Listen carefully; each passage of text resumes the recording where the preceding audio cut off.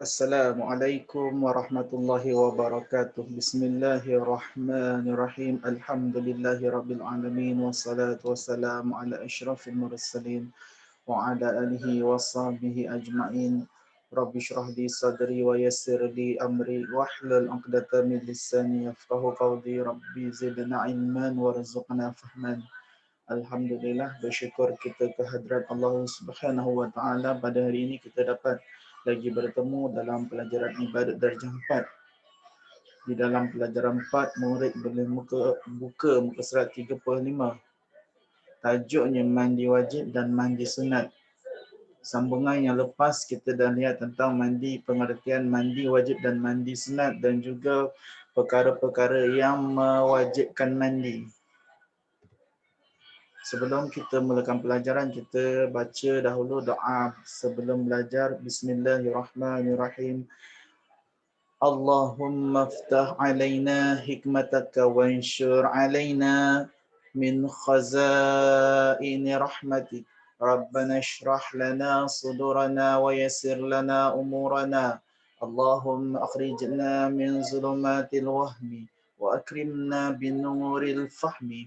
وافتح لنا بمعرفة العلم ونور قلوبنا وسهل لنا أبواب فضلك يا أرحم الراحمين وصلى الله على سيدنا محمد وعلى آله وصحبه وسلم والحمد لله رب العالمين.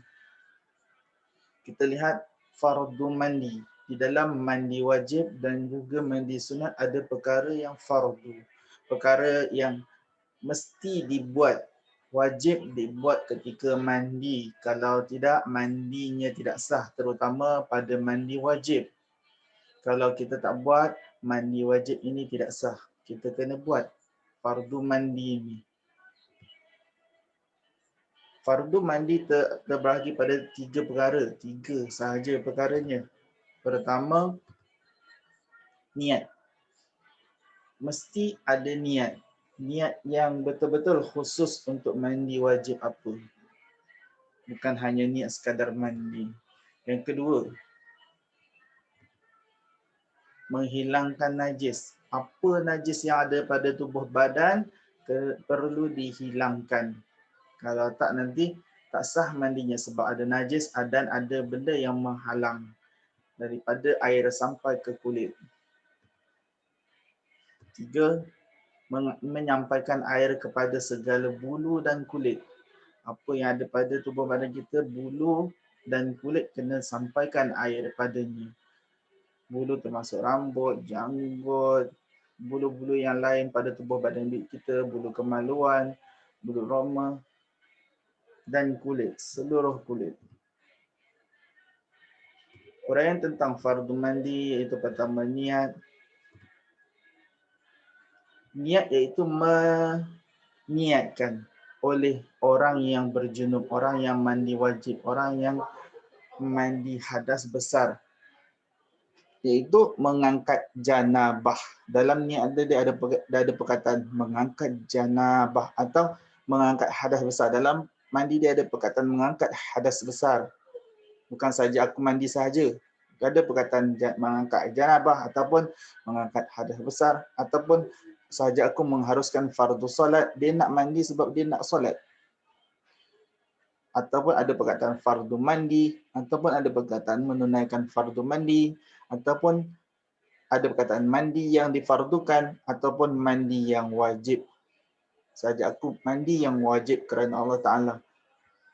Mandi yang wajib ni wajib dilakukan sebab dia nak solat, nak tawaf, nak berkhutbah, membaca khutbah, membaca Al-Quran. Baik, masih lagi dalam yang pertama, niat. Keterangan tentang niat tidak memadai dengan niat mandi semata-mata. Dia tak boleh aku mandi kerana Allah Ta'ala. Dia kena ada yang tadi. Sebab apa dia mandi? Mandi fardu. Perempuan yang haid atau nifas di dalam niat mengangkat hadas haid atau nifas. Kalau orang perempuan, dia kena gunakan perkataan ini. Selain tadi hadas besar, mandi mengharuskan salat, mewajibkan salat, Orang perempuan digunakan perkataan yang ini. Hadas haid ataupun hadas nifas selain mandi kerana bersetubuh digunakan perkataan ini. Ini kerana darah haid, yang ini kerana darah nifas ataupun kerana darah wiladah. Keterangan lagi yang pertama, wajib disertakan niat pada ketika awal basuh. Awal basuh kepala. Basuh kepala. Menjirus kepala. Awal jirus kepala kena sertakan niat. Kalau tak nanti kena basuh semula kepala tu. Anggota supaya dikira basuhannya berserta niat tanpa wajib diulangi. Kalau disertakan niat pada basuhan yang pertama, tak payah ulang basuh kepala.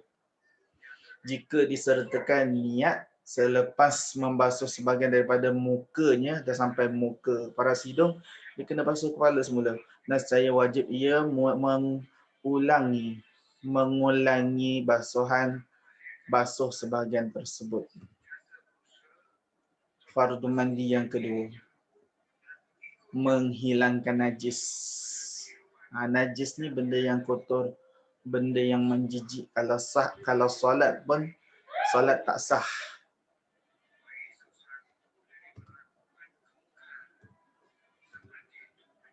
Menghilangkan najis iaitu menghilangkan najis yang terdapat pada badan menurut pendapat yang dirajihkan, pendapat yang kuat dan tepat. Hilangkan najis pada badan oleh Imam Ar-Rafi'i.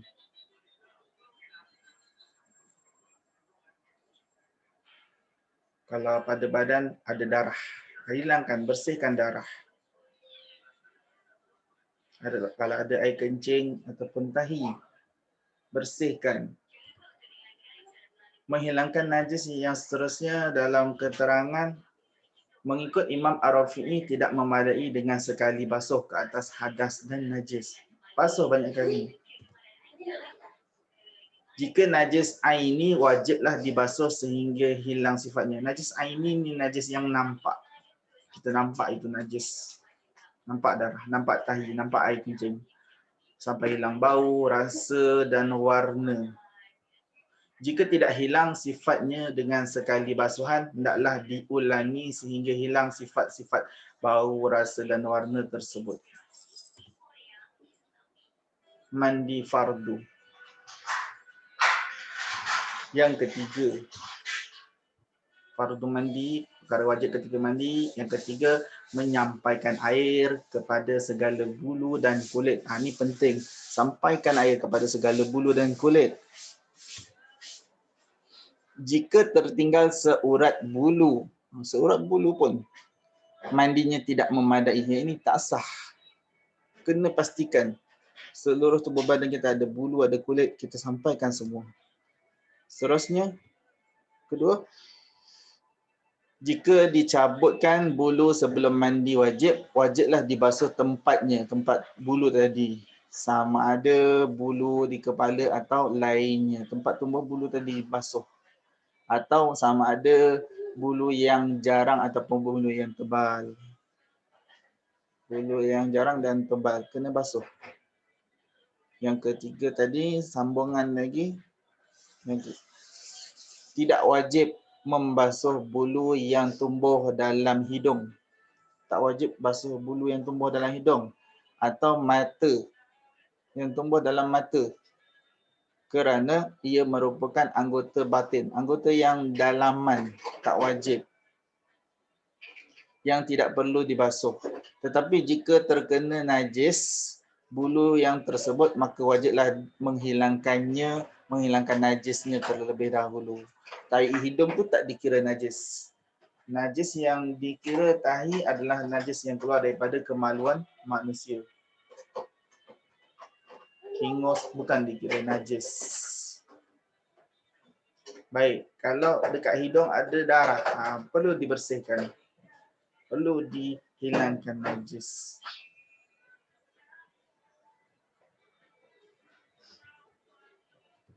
Yang keempat seterusnya, rambut yang bersanggul dan dijalin. Rambut yang bersanggul dan dijalin cantik, wajib diuraikan. jika air tidak sampai ke kulit kepala dan juga rambut.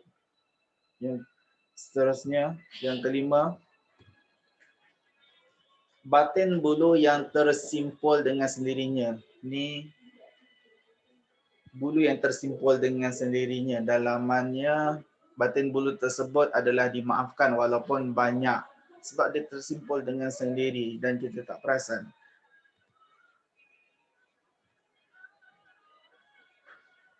Wajiblah membasuh barang yang zahir, yang nampak. Macam bulu hidung tadi perkara yang dalam, tak nampak. Yang zahir ni yang nampak. Pada dua lubang telinga. Dua lubang telinga. Telinga tu selagi nampak luarannya, kelopak-kelopak telinga, lubang telinga, wajib dimasukkan air sikit. Hidung yang terpotong dan bahagian badannya yang pecah. Bahagian badan yang pecah. Seperti pecah-pecah yang terdapat pada kaki. Tumit kaki kita, bagi kalau kita tengok ibu ayah yang dah tua, mereka selalu mengalami tumit kaki yang pecah-pecah sebab faktor usia dan faktor kerja kuat mereka. Bagi murid-murid yang masih kecil, tak ada lagi pecah-pecah di bahagian tumit. Kemudian yang keenam, wajiblah menyampaikan air pada bawah kulfah. Ini kulit yang tumbuh ke kulit yang menutup kepala zakar bagi orang yang belum bersunat. Orang yang belum bersunat, biasa orang yang dah sunat ni dia buang kulit yang menutup kepala zakar. Orang yang bersunat dia buang kulit yang tutup kepala zakar, dan yang zahir pada faraj perempuan, yang nampak pada faraj perempuan ketika duduk qada hajat. Ketika orang itu membuang air besar, mereka cangkung ataupun duduk, kawasan itu nampak, dikira zahir, dan kawasan itu perlu dibasuh, dijiruskan dengan air, disampaikan air pada tempat tersebut. Kerana kedua-duanya merupakan anggota yang zahir, anggota yang nampak ketika dia cangkung ataupun duduk ketika qada hajat. Seterusnya yang ketujuh, jika tidak dapat dibasuh di bawah kulfah, maka wajiblah disunatkan seorang yang masih hidup.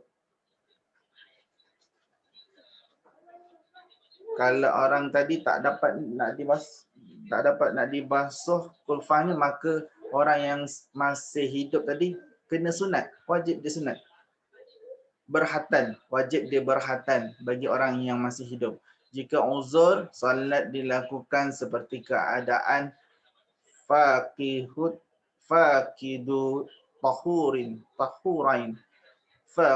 tahurain, orang yang tidak dapat menggunakan dua penyuci, iaitu air dan tanah. Ini berhubung dengan orang yang hidup.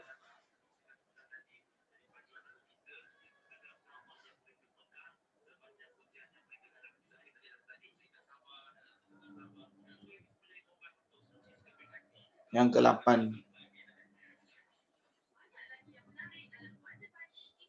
seseorang yang mati yang tidak dapat dibasuh di bawah kulfah, iaitu orang yang kulit yang menutup kemaluan kepala zakar, tidaklah wajib dihilangkan kerana menghina mayat. Kalau dah mati tak boleh disunatkan.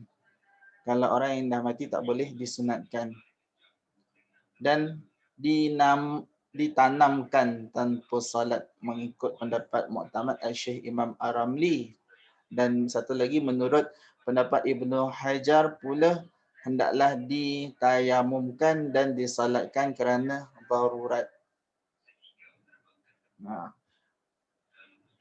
Kamu yang masih kecil, elok disunatkan awal-awal. Apa-apa berlaku senang.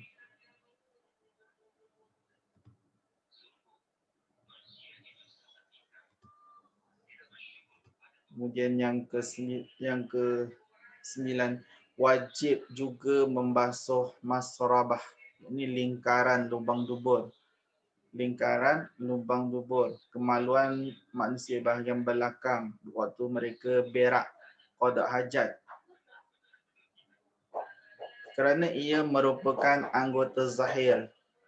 Bontot kita ataupun lubang dubur ada lingkaran dia, ada tepi-tepi yang mengelilingi kemaluan di bahagian belakang. Ketika qada hajat hendaklah dikembangkan sedikit supaya air sampai kepadanya. Tarik dua-dua punggung kita, punggung belakang supaya dia kembang dan air sampai kepadanya, dan gosoklah supaya air sampai. Okey, kita pergi kepada perkara yang sunat tadi, perkara yang wajib ketika mandi. Ini ada perkara yang sunat ketika mandi. Perkara yang wajib tadi wajib buat. Kalau tak buat tak sah. Yang ini perkara yang sunat adalah perkara yang kalau buat dapat pahala, tak buat pun tak dapat apa-apa. Mandi tetap sah. Mandi kita tetap sah. Kalau kita buat dapat pahala sunat. Kalau kita tinggalkan, kita tak dapat apa-apa. Mandi tetap sah. Pertama, menghadap kiblat. Mandi boleh menghadap kiblat. Kedua, membaca basmalah, bismillahirrahmanirrahim, kemudian barulah diniat. Barulah niat. Perlu diingatkan, kalau baca bismillahirrahmanirrahim, kalau baca di luar tandas. Kalau bilik air itu tak ada ruangan untuk buang air, berak atau kencing, sekadar ruangan mandi saja tak apa. Tapi kalau ada ruangan untuk berak dan kencing, buang air besar, buang air kecil, tak boleh baca bismillah dalam tempat tersebut.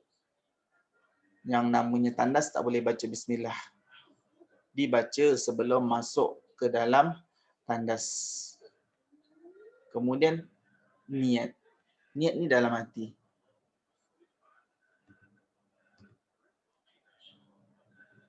Ketiga, membasuh dua tapak tangan. Basuh dulu dua tapak tangan sebelum buat apa-apa. Bersihkan dahulu tapak tangan. Yang keempat, menghilangkan segala kekotoran kepada tubuh. Pada tubuh kena hilangkan semua kekotoran. Yang kelima, berwuduk. Seperti lafaznya.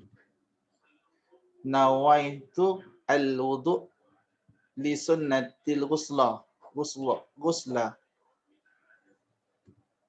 Artinya sahaja aku mengambil wuduk bagi mandi, iaitu junub. Keterangan bagi wuduk ni, niat berwuduk ini digunakan. Niat untuk berwuduk ni digunakan jika janabah berlaku. Hadas besar tadi berlaku, dia masih berada dalam keadaan wuduk. Hadas besar tadi berlaku, dia masih berada dalam keadaan wuduk. Jika sudah tidak ada wuduk, memadailah dengan niat mengangkat hadas kecil sahaja, hadas kecil biasa. Berwuduk ni mengangkat hadas kecil. Yang keenam, menggosok-gosok dengan menggunakan tangan pada anggota yang sampai tangan kepadanya. Ni anggota yang sampai tangan kepadanya. Kalau boleh sampai, sampaikan. Belakang badan, dekat kemaluan, kena sampaikan tangan. Kena gosok-gosok sampai hingga sampai. Yang ketujuh, mualat berturut-turut. Kena berturut-turut. Yang ke-8, mendahulukan pihak yang sebelah kanan. Dahulukan pihak yang sebelah kanan. Kena dahulukan pihak sebelah kanan. Tangan kanan, kaki kanan, anggota sebelah kanan. Kalau basuh kepala pun, kita dah mulakan jatuhkan air sebelah kanan. 9, melakukan dengan 3 kali ketika membasuh. Ulang mandi tu 3 kali. Tangan, muka, kepala, semua 3 kali. 3 kali kanan, 3 kali kiri. 3 kali kaki kanan, 3 kali kaki kiri. Yang ke-10, menyelati bulu-bulu sebelum membasuh. Segala bulu-bulu diselati. Gunakan jari-jari kita untuk digunakan seperti sikat rambut, untuk dimasukkan ke celah bulu-bulu sebelum membasuh. supaya air sampai ke kulit. Okey, sekian, terima kasih. Kita akhiri pelajaran dengan bacaan doa. Bismillahirrahmanirrahim. Rabbana la tuzigh qulubana ba'da idh hadaitana wa hab lana min ladunka rahmah innaka antal wahhab. Ya Fattahu ya Alim, iftah qulubana futuhal arifin. Allahumma inna nastaudi'uka ma'allamtanahu farduduhu ilaina عند حاجتنا إليه ولا تنسناه يا رب العالمين وصلى الله على سيدنا محمد وعلى آله وصحبه وسلم والحمد لله رب العالمين. InsyaAllah sebentar lagi kamu nantikan saya akan bagi link untuk Google Form, quiz Google Form. Assalamualaikum warahmatullahi wabarakatuh. Aku sama dengan